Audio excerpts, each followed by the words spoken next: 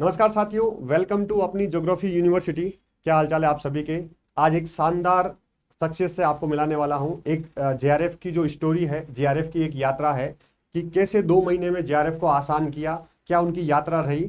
इस सार्थक सफलता संवाद में आप सभी का हार्दिक स्वागत और अभिनंदन है। तो बिना फॉर्मेलिटी के मैं आमंत्रित करना चाहूँगा सिमरन।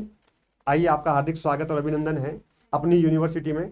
और सिमरन आज आपको अपनी यात्रा बताएंगे, क्योंकि अभी आप सबको पता है कि 18 जून को आपका पेपर है। बहुत सारे विद्यार्थी मुझे मैसेज करते हैं रोज कि सर तनाव हो रहा है, डर लग रहा है, कुछ गुरु मंत्र बता दीजिए, कुछ क्या लास्ट में हम कर सकते हैं, कुछ टिप्स बता दीजिए। तो ऐसे फिर मैंने सोचा कि कुछ ऐसी बात की जाए, कुछ ऐसे विद्यार्थियों से जो अच्छे जो है पढ़ाई में बहुत मेहनती रहे हैं, उनसे संवाद किया जाना चाहिए, ताकि आपको एक मोटिवेशन मिले और लास्ट टाइम में जो आपका कुछ समय ही बचा है जेआरएफ की जर्नी के लिए, उसको आप अच्छे से कवर कर पाए, उसको अच्छे से आप जी पाए और आपका तनाव कम हो। तो आज मुझे उम्मीद है सिमरन को जब आप सुनेंगे, इनकी यात्रा सुनेंगे, आपको एक मोटिवेशन मिलेगा और आपको एक शानदार प्रेरणा मिलेगी कि आप भी अच्छे से कर सकते हैं। जेआरएफ बहुत आसान है। तो सिमरन, आपका स्वागत है। Thank you so much sir. Simran ने जेआरएफ क्लियर किया है 2 महीने में, लास्ट की बहुत कम तैयारी में किया है। तो पूरी यात्रा बताएंगे। उससे पहले मैं चाहूंगा कि हमारे जो भी यहाँ पर सफल व्यक्ति आते हैं, सफल विद्यार्थी आते हैं, तो हम एक मोमेंटो, एक यादगार भेंट देकर उनको सम्मानित करते हैं। तो आपका स्वागत है। और थैंक यू सो मच। आगे जो अपना बड़ा मिशन है, आप यूपीएससी की तैयारी कर रहे हैं और वापस यहाँ पे आके आप आए कलेक्टर बनकर, आप वापस आपका इंटरव्यू करें, ऐसी हमारी कामना है। Thank you sir. और पूरे परिवार की तरफ से आपको शुभकामनाएं। आप असिस्टेंट प्रोफेसर बने, जो भी आपका बड़ा सपना है उसको आप पूरा करें। Thank you. जल्दी आपको डॉक्टर, आपका नाम के आगे डॉक्टर लगे, आप पीएचडी करें। तो शुरू करते हैं। आप सीट सीट ले लीजिए, आराम से बात करेंगे साथियों। पूरा आपको पूरी सारी चीजें सुनना है, अच्छे से देखना है। सिमरन अपने बारे में पूरा बताएंगे, इनका बैकग्राउंड देखेंगे कि किस बैकग्राउंड से सिमरन आते हैं, कैसे कहाँ से इन्होंने शुरुआत की और कहाँ तकलीफ आई, कहाँ चीजें टर्निंग पॉइंट लाइफ में आया और आगे की क्या प्लानिंग है और इनसे हम क्या सीख सकते हैं, उसके बारे में हम बात करेंगे। लीजिए, आप लगा लीजिए। सबसे पहला मेरा क्वेश्चन यही रहता है कि सिमरन, आप किस बैकग्राउंड से आते हैं। सबसे पहले विद्यार्थी भी यही जानना चाहते हैं कि ऐसा क्या किया, आप किस बैकग्राउंड से आते हैं। तो थोड़ा अपने बारे में आप बताइए। सर ऐसा कुछ बहुत हाई फाई और बहुत कुछ अलग नहीं किया मैंने। मैं स्टार्टिंग से एकेडमिक्स पे मेरे अच्छे रहे हैं, तो वो एक रीज़न है जेआरएफ क्लियर करने का, मुझे ऐसा लगता है। सर मैं राजस्थान के चूरू डिस्ट्रिक्ट से आती हूँ। चूरू, राजस्थान के चूरू गांव से या सिटी से आते हैं सर आप? चूरू के पास से एक गांव है खासोली, अच्छा। चूरू से 4 किलोमीटर दूर है। मैं वहाँ से बिलोंग करती हूँ सर।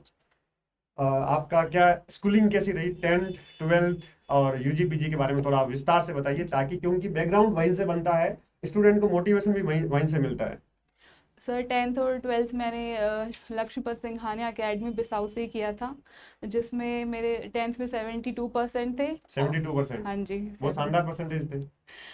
और 12th में 75.6% थे सर।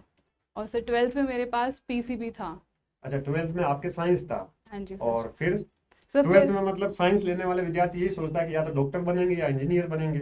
आप क्या क्या सपना था? सर मेरा डॉक्टर इंजीनियर का नहीं था, मेरा स्टार्टिंग से यूपीएससी ही एम था। अच्छा। लेकिन मेरा साइंस में बहुत ज़्यादा इंटरेस्ट था। आर्ट्स में मेरा उस टाइम इतना इंटरेस्ट नहीं था, तो इसलिए मैंने एक बार के लिए 11th 12th में कि मुझे साइंस पढ़ना है, अच्छा। तो उस पर्सपेक्टिव से मैंने पीसीबी लिया। फिर आगे चेंज कैसे किया? सर चेंज मैंने किया, उससे ज़्यादा रोल मेरे पेरेंट्स का है इसमें। उन्होंने मुझे इसी शर्त पे साइंस लेने दिया था कि उसके बाद में ग्रेजुएशन आपको बीए ही करना है, आर्ट्स में ही करना है। मतलब क्योंकि बीए लेना साइंस के बाद में जनरली ये होता है कि आपने साइंस ली, आप टैलेंटेड स्टूडेंट हैं। हाँ जी आपने बिल्कुल। आर्ट्स ली तो आप डल स्टूडेंट हैं, आप कुछ काम के नहीं हैं। ये गांव में सिनेरियो होता है। नहीं नहीं सर, ये नोशन बहुत बहुत ज़्यादा गलत है। जनरली ये होता है कि बच्चे बोलते हैं हमें आर्ट्स लेनी है और पेरेंट्स साइंस के लिए फोर्स करते हैं। लेकिन सर मेरे पेरेंट्स ने ऐसा कुछ नहीं किया। मैं साइंस की तरफ जा रही थी और लेकिन मेरा जो गोल था अल्टीमेट वो यूपीएससी था। तो उन्होंने मुझे आर्ट्स की तरफ ही ज़्यादा गाइड किया कि आपको आगे जाके ये करना है, तो अभी आप आर्ट्स। यूपीएससी के लिए आर्ट्स ठीक रहेगा। बिल्कुल। तो आप सेटिस्फाइड थे उससे? नहीं सर, बिल्कुल भी सेटिस्फाइड नहीं थी सर मैं।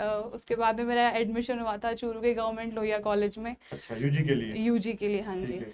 तो सर उस टाइम 12th के बाद मेरे सारे फ्रेंड्स बाहर चले गए थे, कोई बीटेक कर रहा था, बीएससी कर रहा था, जयपुर, दिल्ली। तो जनरली एक होता है कि छोटे शहर से आते हैं तो उसके बाद में कि हम बड़े शहर में जाके पढ़ेंगे, सपना होता है। सपना होता है, बिल्कुल। तो सर वो सब मैंने भी सोच रखा था, लेकिन मेरे पेरेंट्स ने मुझसे भी ज्यादा अच्छा सोच रखा था। तो उन्होंने मेरा एडमिशन लोहिया कॉलेज में करवा दिया, गवर्नमेंट कॉलेज में कैसा लग गवर्नमेंट रहा कॉलेज में। था? सर हॉरिबल था फर्स्ट एक्सपीरियंस तो, हम्म, क्योंकि उससे पहले मैं सीबीएसई स्कूल में पढ़ी थी, फिर वो गवर्नमेंट कॉलेज था, और सर कॉलेज पूरा हिंदी मीडियम था। देखो जनरली क्या होता है कि मैं भी गवर्नमेंट कॉलेज में हूँ, असिस्टेंट प्रोफेसर। तो जो सीबीएसई से स्टूडेंट आते हैं ना, उनको गवर्नमेंट कॉलेज में ऐसा लगता है कि ये क्या है, क्योंकि वहाँ पे इतनी सुविधाएं नहीं होती है और बिल्कुल उनको ऐसा बिल्कुल लगता सर, है कि हम तो गलत फंस गए हैं। बिल्कुल। तो वो आपने भी महसूस किया हाँ है सर, उसको? मुझे जाके ये लग रहा था कि यहाँ तो मैं नहीं रह पाऊंगी, यहाँ तो मुझसे नहीं हो पाएगा। हम्म, तो फर्स्ट ईयर में तो मैं बहुत कम कॉलेज गई थी, एक तो ऐसा माहौल, और फिर ऊपर से आर्ट्स और दिलवा दिया, जो कि बिल्कुल भी 1% भी मेरी इच्छा नहीं थी कि मैं आर्ट्स से पढूं, अच्छा। लेकिन मुझे दिलवा दिया आर्ट्स। और बीए में मेरे पास है ज्योग्राफी, पॉलिटिकल साइंस और इकोनॉमिक्स। ज्योग्राफी था, पॉलिटिकल साइंस था और इकोनॉमिक्स था। हाँ जी, तो ज्योग्राफी में ही आना कैसे हुआ? ये जो मतलब इकोनॉमिक्स में भी जा सकते थे, पॉलिटिकल साइंस भी हाँ जी, ले बिल्कुल सकते थे। बिल्कुल। तो सर मैं यही बताना चाहूंगी कि ज्योग्राफी तीनों में से मेरा लीस्ट इंटरेस्ट का सब्जेक्ट था, मुझे बिल्कुल पसंद नहीं था सर ज्योग्राफी। फिर गलत फंस गए इधर? नहीं नहीं सर, ये आगे मैं बताऊंगी आपको। तो फर्स्ट ईयर में मैं एग्जाम से पहले रो रही थी कि मैं फेल हो जाऊंगी, मैं पूरा प्रिपेयर होके बैठी थी कि मुझे फेल होना है इस साल। हम्म, फिर मेरे ज्योग्राफी में मैं आपको एक अपनी टीचर प्रोफेसर के बारे में बताना चाहूंगी, डॉक्टर अंजू ओझा मैम। अच्छा। वो लोहिया कॉलेज में ज्योग्राफी डिपार्टमेंट में हम्म, हैं अभी। तो उनके पास गई मैं, तो उन्होंने मुझे समझाया और मुझे शांत किया, हम्म, मुझे सिलेबस के बारे में बताया, जो बेसिक चीज़ें थी वो हम्म, बताई कि आपको इतना करना है, इतना करने से आप पास हो जाओगे। हम्म, मुझे आइडिया दिया, क्योंकि सर मैं पूरे साल कॉलेज नहीं गई थी तो मुझे हम्म, चीज़ों का इतना आइडिया नहीं था। तो उसके बाद मैं थोड़ी शांत हुई, मुझे लगा कि हाँ मैं एग्ज़ाम दे दूंगी, वरना उससे पहले मैंने अपने घर पे बोल दिया था कि नहीं, मैं एग्ज़ाम देने नहीं जाऊंगी, क्योंकि मैं तो हम्म। फेल होंगी। और अच्छा। फेल सर मैं कभी हुई नहीं। तो तो मैडम का बहुत बड़ा योगदान है। बहुत बहुत बहुत बड़ा योगदान है सर, बहुत बड़ा। मैडम को नमस्कार करना चाहूंगा, ज्योग्राफी में हमारे साथी हैं, हमारे वरिष्ठ हैं। और ये मैं भी देखता हूँ बहुत सारे विद्यार्थी सीबीएसई से आते हैं, साइंस से भी आते हैं, और भी बिना सीबीएसई आरबीसी बोर्ड्स वाले भी आते हैं। लेकिन उनको एक टाइम, क्योंकि ज्योग्राफी ऐसा थोड़ा सा साइंटिफिक सब्जेक्ट बिल्कुल टाइप का बिल्कुल है, सर, बिल्कुल। जो बीएससी करके आते हैं वो भी ज्योग्राफी में आते हैं। तो उनको थोड़ा सा एक बार वे बता देते हैं ना, तो वो बहुत हाँ इंटरेस्ट के हाँ साथ जी, ज्योग्राफी हाँ पढ़ते हैं। जी सर, मैम ने मेरी ये बात इसलिए समझी क्योंकि वो भी साइंस से ही थी। तो उन्होंने वो मेरा पर्सपेक्टिव समझ गई कि मुझे कहाँ प्रॉब्लम आ रही है। तो फिर उन्होंने उस तरीके से मुझे समझाया और फिर मुझे समझ में आई चीज़ें। तो फिर मैंने अपने फर्स्ट ईयर के एग्ज़ाम दिए, एग्ज़ाम देने के बाद भी मैं सेटिस्फाइड नहीं थी। मैं, क्योंकि 3 घंटे का पेपर होता था, मैं 2 घंटे में आ जाती थी, तो सब मुझे क्लासमेट्स बोलते थे कि फेल होने वाली है, जब तक कॉपी नहीं भरी कुछ नहीं होगा।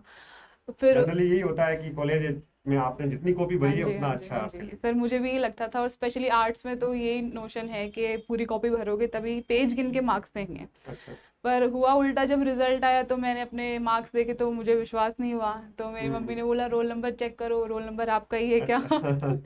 तो फिर मैंने फिर से अपना रोल नंबर चेक तो किया फिर तो आपने क्या टॉप किया हाँ जी सर, यूजी में? यूजी में। सर फिर मैं अच्छा। बताती हूँ, तो परसेंटेज अच्छे आए थे, 74% थे मेरे फर्स्ट ईयर? फर्स्ट ईयर में। क्या बात है। तो फिर जब मैं अगले दिन कॉलेज गई तो मैं ये सोच रही थी कि मैं बताऊंगी मैम को मेरे इतने मार्क्स आए। कॉलेज जाके मुझे पता चला कि मैंने ही टॉप किया है। क्या बात तो है। सामने से टीचर्स मुझे बधाई दे रहे थे। फिर बहुत ज़्यादा खुश थी उस दिन, सब लोग बहुत खुश थे। तो उस पॉइंट पे मुझे लगा कि ये मेरी लाइफ का टर्निंग पॉइंट था, बहुत बड़ा, साइंस से आर्ट्स में आना और फिर गवर्नमेंट कॉलेज में जाना। तो उस चीज़ ने बहुत कुछ चेंज कर दिया। तो आपका जनरली सीबीएसई बोर्ड के विद्यार्थी सारे इंग्लिश से ही होते हैं? बिल्कुल बिल्कुल तो सर। फिर इधर हिंदी मीडियम हाँ में जी, कॉलेज होगी पूरी सारी हाँ पढ़ाई जी, हाँ वगैरह। जी, बिल्कुल तो सर। ये कैसे सेट हुआ मामला? जी सर, मेरा मीडियम इंग्लिश था। पूरे हम्म, क्लास में सिर्फ मैं एक अकेली थी जिसका मीडियम इंग्लिश था। फर्स्ट ईयर में जैसा कि मैंने बताया, मैं क्लासेस में नहीं गई थी क्योंकि मैं रो रही थी पूरा साल कि मुझे आर्ट्स दिलवा दिया और गवर्नमेंट हम्म, कॉलेज में भेज दिया। फिर रिजल्ट आया तो मुझे लगा कि नहीं, मुझे करना चाहिए कुछ, मैं कर सकती हूँ।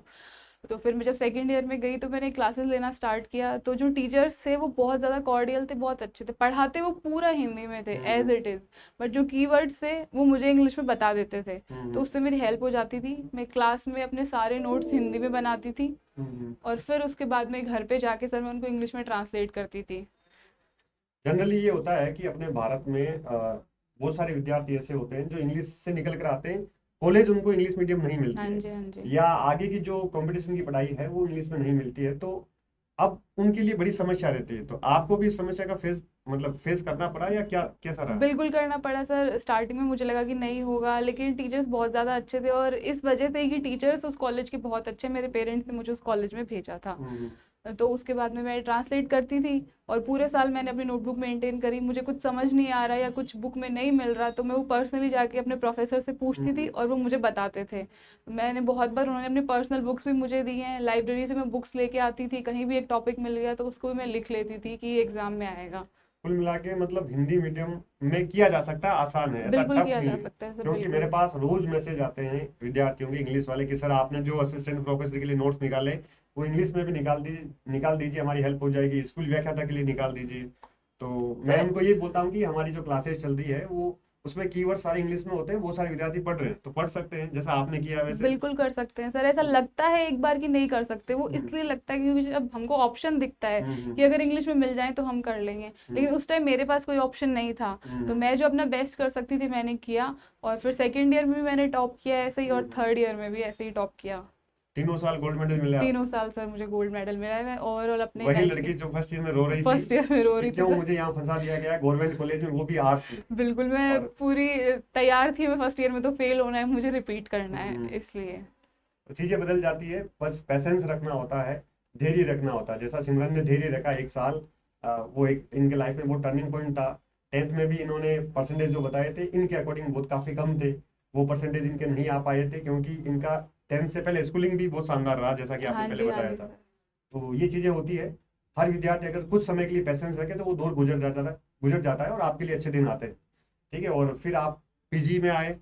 हाँ जी। पीजी का कहाँ से किया हाँ आपने? जी सर, फिर मेरे पीजी के लिए सर मैं वनस्थली विद्यापीठ से किया है सर मैंने। वनस्थली टोंक। हाँ जी, वनस्थली टॉप हम्म, वहाँ से किया सर मैंने। क्या एक्सपीरियंस रहा वहाँ पे सर सब्जेक्ट में? हाँ जी सर, वहाँ का एक्सपीरियंस बहुत अच्छा था। टीचर्स वहाँ पे एकेडमिक्स में बहुत अच्छा है, वो आपको सारा सिलेबस जो भी है उनका पॉइंट टू पॉइंट वो कवर करवाते हैं, आपको नोट्स देते हैं। तो उससे जो मेरा बेस था ज्योग्राफी में, मैं और भी ज़्यादा स्ट्रांग हो गया।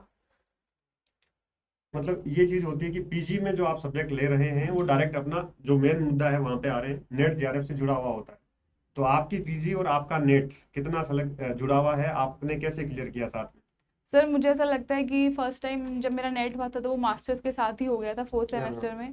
तो उसमें मेरी मेहनत और मेरे रोल से ज़्यादा मेरे टीचर्स का, जो उन्होंने मुझे नोट्स दिए और जो वहाँ मैंने पढ़ाई की, उसका है। एमए के साथ हाँ जी। नेट हो गया हाँ आपका? जी। एमए के साथ सर कितनी मेहनत की, वो सोच रहे हैं कि इतना आसान कैसे है? नहीं नहीं सर, इतनी मेहनत जब लगती है जब वो एक साथ करनी पड़ती है। अगर मेहनत को हम्म, टुकड़ों टुकड़ों में स्टेप बाय स्टेप करेंगे तो वो इतना ज़्यादा हार्ड नहीं लगेगा। तो सर मैं नोट्स जो टीचर्स देते थे नोट्स बनाती थी, उनको पढ़ती थी, क्लासेस अटेंड करती थी। तो उस वजह से जो मेरा बेस था वो बहुत ज़्यादा स्ट्रांग हो गया था ने पीजी में पीजी में सर। यही मतलब निष्कर्ष यही है, कंक्लूजन यही है कि अगर पीजी को आप ढंग से पढ़ते हैं तो आपका नेट का 80% 70% आपका आधार मजबूत हो जाता है। हाँ जी बिल्कुल सर। सर जनरली बच्चे ये सोचते हैं कि पीजी में तो परसेंट बनाने हैं या पास हम्म, होना है, एक डिग्री चाहिए, क्योंकि नेट में 55% मार्क्स चाहिए उस अपियर हम्म, करने के लिए, तो कि 60 आ जाए, फर्स्ट डिवीजन बन जाए तो अच्छा है। तो सर मेरा मोटिव मार्क्स लाना नहीं था, मेरा अपने हम्म। सब्जेक्ट को स्ट्रॉन्ग करना था, क्योंकि मेरा ऑप्शनल भी यही है और मेरा मास्टर्स करने का मोटिव यही था कि मैं अपने सब्जेक्ट का बेस स्ट्रॉन्ग करूँ। बहुत सारे विद्यार्थी ये होते हैं कि एमए करने के बाद, पीजी करने के बाद सोचते हैं कि अब हमें नेट जेआरएफ करना है, अब करना चाहिए। फिर उनको करते करते 2 साल और लग जाते हैं। आपने भी अपने साथियों को देखा हाँ जी होगा जो भी तैयारी कर रहे हैं। बिल्कुल कर रहे हैं और सर। जनरली जो सीरियस कैंडिडेट होता है पीजी को अच्छे से जीता है, सब्जेक्ट को अच्छे से जीता है, और जस्ट जैसा आपने एमए फाइनल में किया और पीजी के साथ ही आपका नेट जेआरएफ हो जाता है। फिर आगे जेआरएफ का क्या रहा सीन? सर फिर मेरा मतलब ये तैयारी आप साथ में यूपीएससी की भी कर रहे थे? नहीं सर, ये मास्टर्स तक का अच्छा, सफ़र था। मास्टर। हाँ, जैसे मास्टर्स की मेरा रिजल्ट भी नहीं आया था और हम्म। मैंने नेट का एग्ज़ाम दिया था और नेट हो ठीक गया है। था, उसके बाद रिजल्ट आया था। हम्म, फिर सर उसके बाद मैंने यूपीएससी के लिए प्रिपेयर कर रही थी मैं साइड बाय साइड, तो मैंने एक दो बार दिया तो मेरा नेट हुआ, जेआरएफ हम्म। नहीं हुआ, तो उसको मैंने छोड़ दिया एक बार। फिर उसके बाद कोविड आ गया। फिर अच्छा। कोविड के बाद में मैंने सोचा कि अब एक बार मैं लास्ट बार जेआरएफ का एग्ज़ाम दूंगी और इस बार हम्म। अगर हो गया तो ठीक है, वरना मैं इसको छोड़ दूंगी सर। यूपीएससी के साथ कर रहे हैं? हाँ जी, यूपीएससी के साथ करी थी सर। तो उस अच्छा। टाइम फिर मैंने अच्छे से किया, थोड़ी हम्म। स्ट्रेटेजी बनाई, स्मार्टली पढ़ाई की। ये नहीं कि सिर्फ सारी बुक्स जो है वो पढ़े जा रही हूँ, बुक्स में पीएचडी कर रही हूँ। तो कितना टाइम दिया आपने, ये बताइए, ये सबसे, क्योंकि लास्ट टाइम है अभी, तो वो यही चाह रहे हैं कि कितने टाइम में कैसे कर लिया? सर मेरा जो एक्सपीरियंस है मैं हम्म, उससे मुझे ऐसा लगता है कि अगर आपका बेस एक बार बन गया, आपने एक बार जो बेसिक बुक्स हैं एक बार दो बार मैक्सिमम पढ़ ली, उसके बाद में आपको जो मेन फोकस है आपका वो पीवाईक्यूज पे करना चाहिए, टेस्ट सीरीज पे करना चाहिए, क्वेश्चंस प्रैक्टिस पे करना चाहिए सर। ये रणनीति रही हाँ आपकी। जी, ये मेरा कोर है सर। मेरा जेआरएफ सिर्फ और सिर्फ इसी वजह से निकला है। जब मैंने लास्ट अटेम्प्ट में मेरा जेआरएफ दिया था तो मैंने कोई बुक नहीं पढ़ी थी, और हम्म, नोट्स भी मैंने वही पढ़े थे जो मैंने पीवाईक्यूज से बनाए थे, और उसके अलावा जो कुछ मैंने इंपॉर्टेंट टॉपिक्स हाईलाइट किए थे सिर्फ वो ही पढ़े थे सर, मैंने बुक्स नहीं पढ़ी थी सर। केवल नोट से, पीवाईक्यूज से आपको आइडिया लग हाँ जाएगा। जी, हाँ जी। मतलब पीवाईक्यूज कितने महत्वपूर्ण है? सर पीवाईक्यूज मैं 60-40 का रेशो मानती हूँ कि 60% पीवाईक्यूज इंपॉर्टेंट है, 40% हमारे जो बेसिक बुक्स हैं वो इंपॉर्टेंट है। हम्म, लेकिन सर पीवाईक्यूज जो बेस है वो क्लियर होने के बाद, ऐसा हम्म। नहीं है कि सीधा ही स्टार्टिंग पीवाईक्यूज। में पीवाईक्यूज हाँ, निकालेंगे तो डर जाएंगे, मैदान छोड़ हाँ, देंगे। तो यही यही।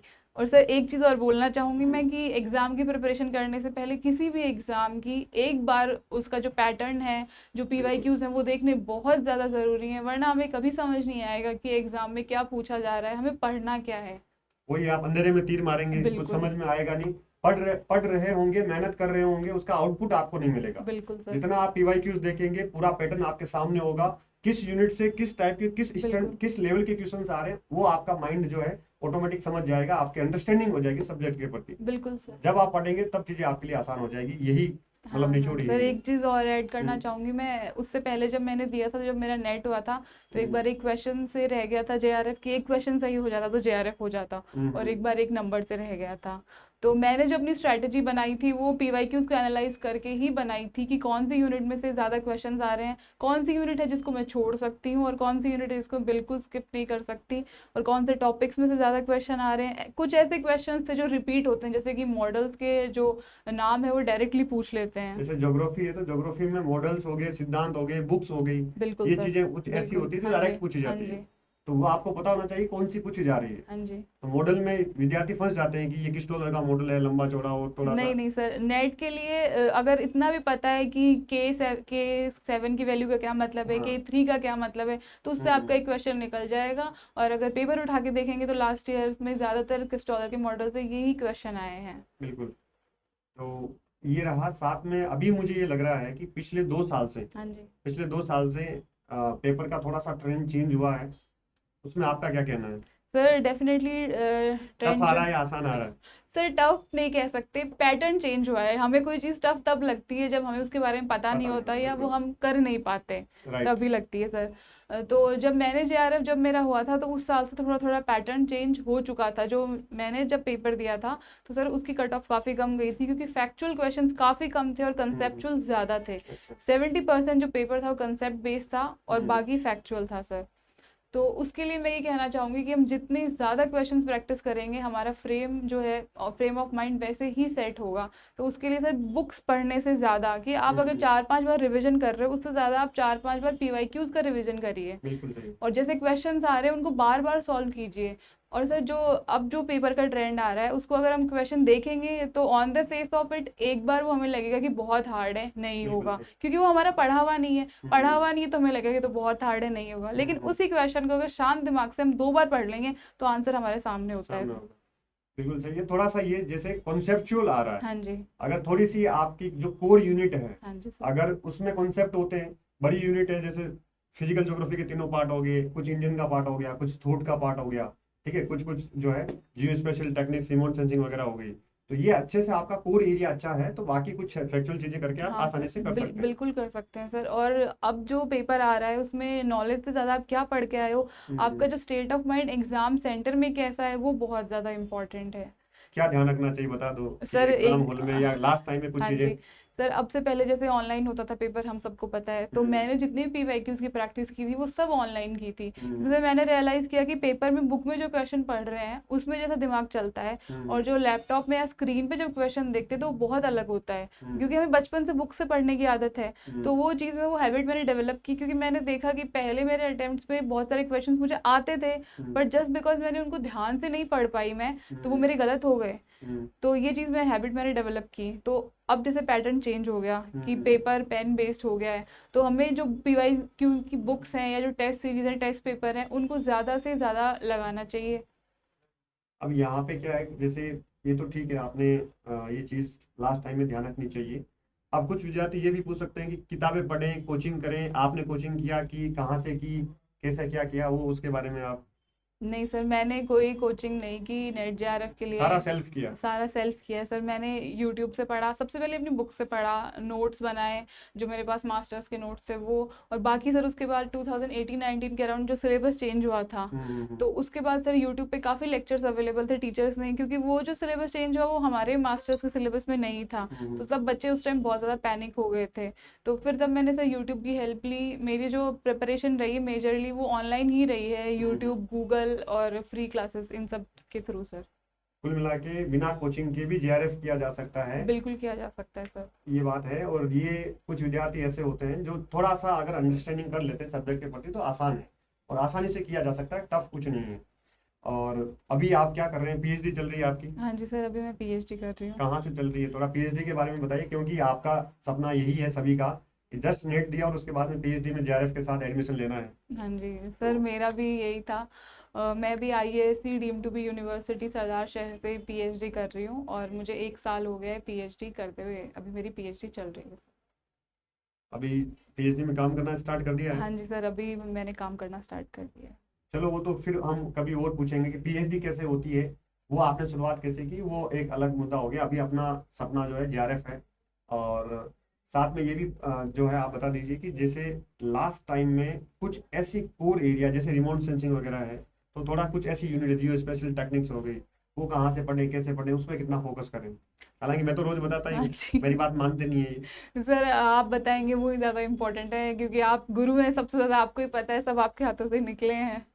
सर, जो कोर एरियाज है फिजिकल ज्योग्राफी के, क्लाइमेटोलॉजी, ओशियनोग्राफी और फिजिकल ज्योग्राफी, जियोमॉर्फोलॉजी, ये सब सर, इसमें से 50 to 60% पेपर इनमें से आ जाता आ है। जाता है बिल्कुल। ठीक है। उसके ये तो इनको जो हम पीवाईक्यू से एनालाइज कर सकते हैं बहुत इजीली, क्योंकि इसमें क्वेश्चन बहुत ज़्यादा रिपीट होते हैं, बहुत ज़्यादा, इसमें बहुत ज़्यादा फैक्ट्स हैं। तो अगर पीवाईक्यूज देखेंगे, उनकी हेल्प लेंगे, और उसके अलावा जो आपके नोट्स हैं वो आप रिवाइज करेंगे, मॉडल्स, थ्योरीज, तो वो सबसे ज़्यादा ज़रूरी है इस टाइम पे। लास्ट टाइम में नोट्स बहुत जरूरी है, हाँ जी। क्योंकि किताबें आप लास्ट टाइम में नहीं पढ़ नहीं सकते, नहीं नहीं नोट्स नहीं, अगर होते हैं शॉर्ट में तो रिवीजन करने में आसानी होती है। बिल्कुल। क्योंकि 10 यूनिट है, सिलेबस छोटा नहीं है, सिलेबस काफी वाइड बहुत है बड़ा है वैसे। सर, ज्योग्राफी का बहुत बड़ा बहुत सिलेबस बड़ा है। है। अब तक जितना पढ़ लिया उतना पढ़ लिया। अगर आपको ऐसे लग रहा है कि कुछ क्वेश्चन आएगा वो हमें नहीं आएगा, बहुत आउट ऑफ द बॉक्स है, तो वो सबके लिए आउट ऑफ द बॉक्स है, बिल्कुल सही है। सिर्फ आपके लिए नहीं है। क्योंकि जनरली सब बच्चों ने 80% बच्चों ने सेम चीज़ पढ़ी हुई होती है।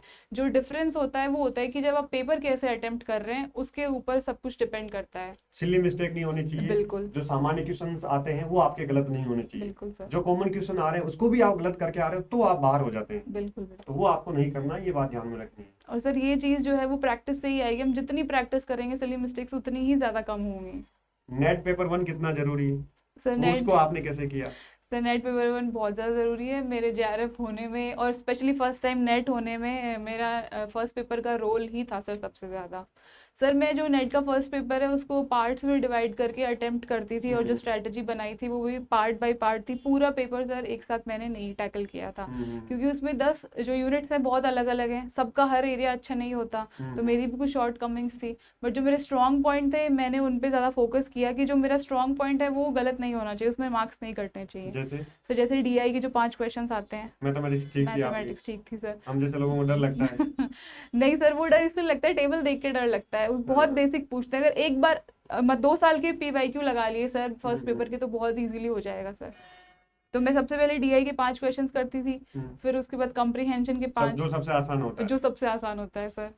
फिर उसके बाद एनवायरनमेंट की यूनिट, जो कि ज्योग्राफी के बच्चों के लिए बहुत इजी हो जाती है। एनवायरनमेंट तो हम अपना मान के चलते हैं कि ये तो हमारे पक्के नंबर हैं, बिल्कुल लेकिन सर। एनवायरनमेंट भी थोड़ा सा पेपर 1 में टफ पूछा जाता है, हाँ तो उसको भी आप अच्छे से कीजिएगा, बहुत महत्वपूर्ण है।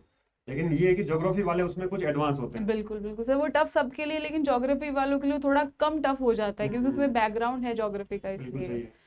बाकी रिसर्च है, टीचिंग एप्टीट्यूड वगैरह है, हाँ सर। आईसीटी है। हाँ सर, टीचिंग मेरा थोड़ा सा वीक होता था, क्योंकि वो इतने लंबे लंबे क्वेश्चन पूछते थे, क्वेश्चन के एंड पे कथन पहुंचते कारण। पहुंचते क्वेश्चन भूल जाते थे कि पूछा क्या सही है।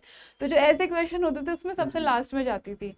फिर सर मैं आईसीटी करती थी, क्योंकि आईसीटी में फुल फॉर्म्स और डायरेक्ट क्वेश्चन रिपीट होते थे बहुत ज़्यादा, बहुत बेसिक क्वेश्चंस आते हैं उसमें भी। आईसीटी से जनरली बच्चे डरते हैं, क्योंकि उन्होंने स्कूल कॉलेज में पढ़ा नहीं होता, लेकिन एक बार अगर किसी अच्छे टीचर से या नोट से हमने पढ़ लिया तो वो बहुत ईजी हो जाता है।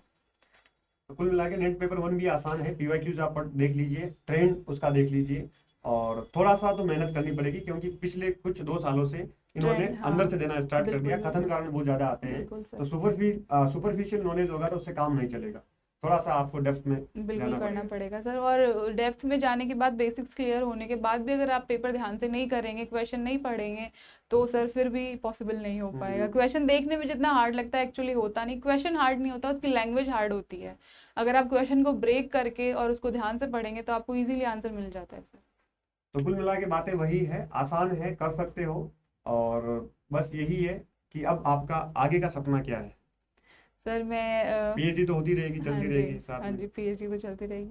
सर मैं असिस्टेंट प्रोफेसर और यूपीएससी, ऐसा मेरा गोल है, तो उसकी तरफ ही मैं बढ़ना चाहूँगी सर। चलो, आपको शुभकामनाएं हैं। Thank you sir. और कोई आपका रोल मॉडल आपको लगता है कि उससे आपको प्रेरणा मिलती है या हाँ कुछ जी, सीखते हाँ हैं? जी। सर मेरे रोल मॉडल मेरी माता जी हैं।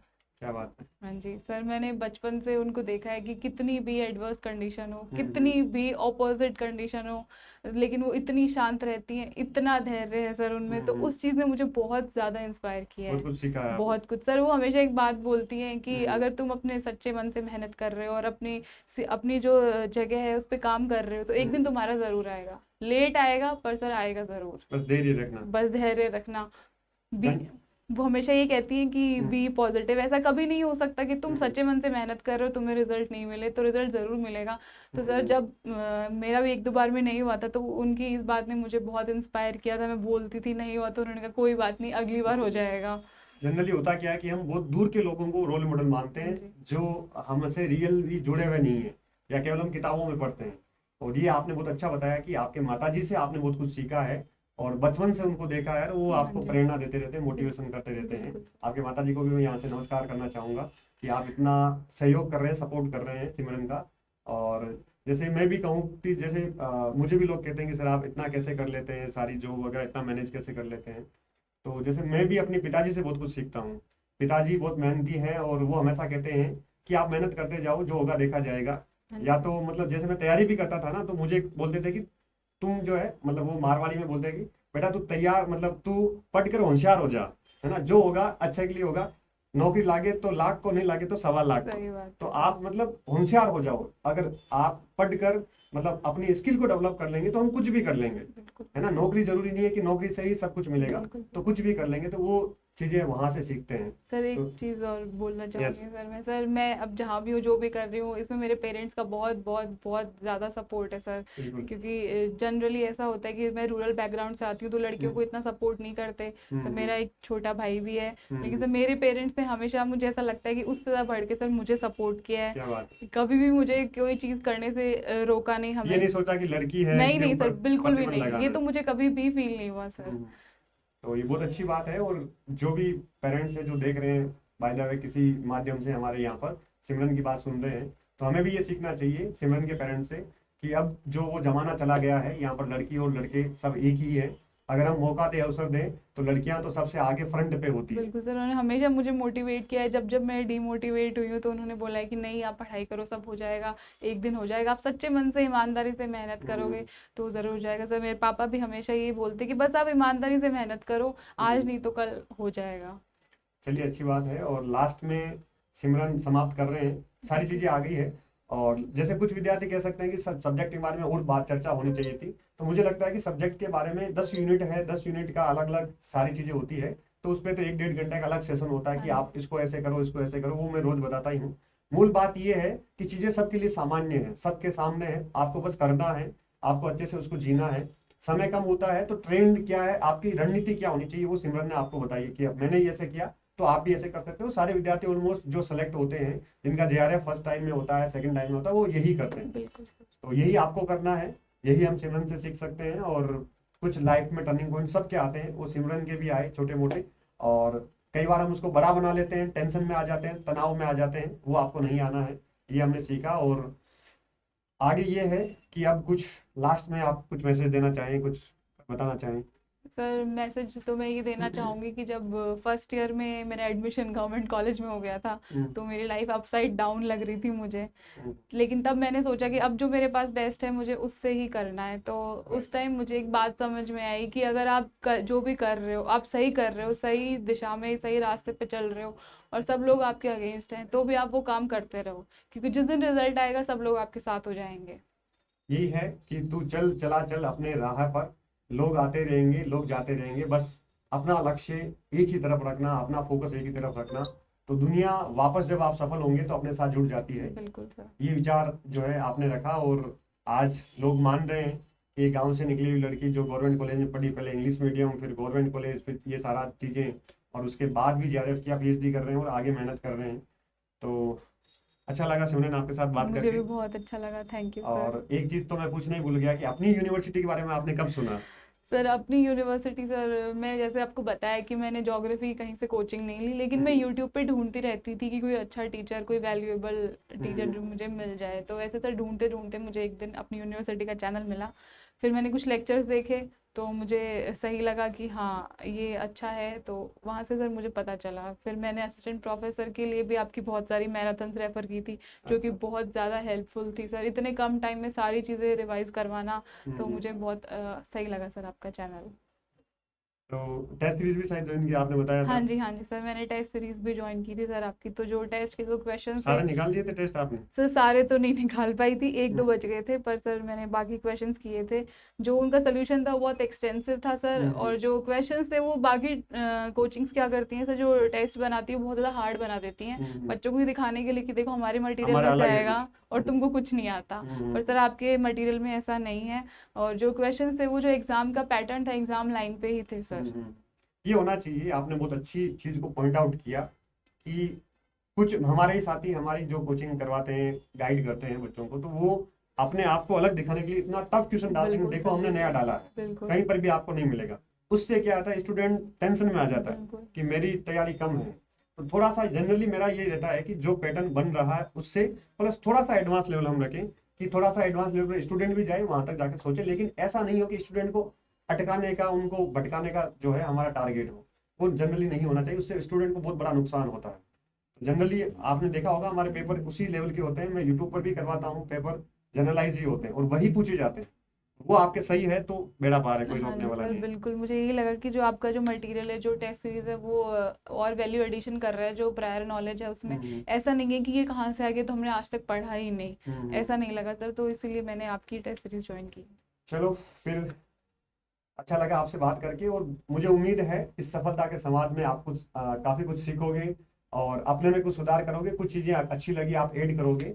और आप सभी को पूरे अपनी यूनिवर्सिटी परिवार की तरफ से wish you all the best. इस बार आपका जेआरएफ का सपना पूरा होगा। और इस बार एक बात पर तो हम भूल ही गए थे कि इस बार का नेट बहुत इंपॉर्टेंट है, क्योंकि नेट के नंबर के मार्क्स, नेट के मार्क्स के आधार पर ही आपको पीएचडी में एडमिशन मिलेगा। तो अच्छे से कुछ दिन बचे हुए हैं, अपने आप को मैनेज करके, प्रेशर को कम करके, चीज़ों को मैनेज करके अच्छे से तैयारी करनी है। 100% आपका सपना पूरा होगा। फिर मिलते हैं हम, आपको ही मैं बुलाऊंगा यहाँ पर, जैसे सिमरन ने अपना इंटरव्यू दिया है, आप भी आके अपनी जर्नी, अपना एक्सपीरियंस जरूर शेयर कीजिएगा। जब आपका नेट का रिजल्ट आए, जब आपका जेआरएफ हो, नेट हो, तो मुझे मैसेज करना, मैं जरूर आपको यहाँ पर बुलाऊंगा, आपके साथ बैठूंगा और आप अपनी जर्नी यहाँ पर बता सकते हैं। अपनी यूनिवर्सिटी का मंच सबके लिए खुला है, इसीलिए नाम ही इसका हमने अपनी यूनिवर्सिटी रखा है। बियॉन्ड दी कैंपस है ये, यहाँ पर अपने नियम, अपने कानून, अपनी बातें, अपनी जो सोच विचार लागू होती है। तो अच्छा करेंगे। आप सभी को again wish you all the best. Thank you Simran. Thank you सो और मच आपको सर। भी शुभकामनाएं आपके फ्यूचर के लिए, उज्जवल भविष्य के लिए, कि आप वापस कलेक्टर बनकर यहाँ आए, आप असिस्टेंट प्रोफेसर यहाँ बनकर आए और हम सबको वापस मोटिवेट करें। Thank you sir, thank you so much. ठीक है फिर, thank you. Thank you sir. Okay, मिलते हैं। ओके।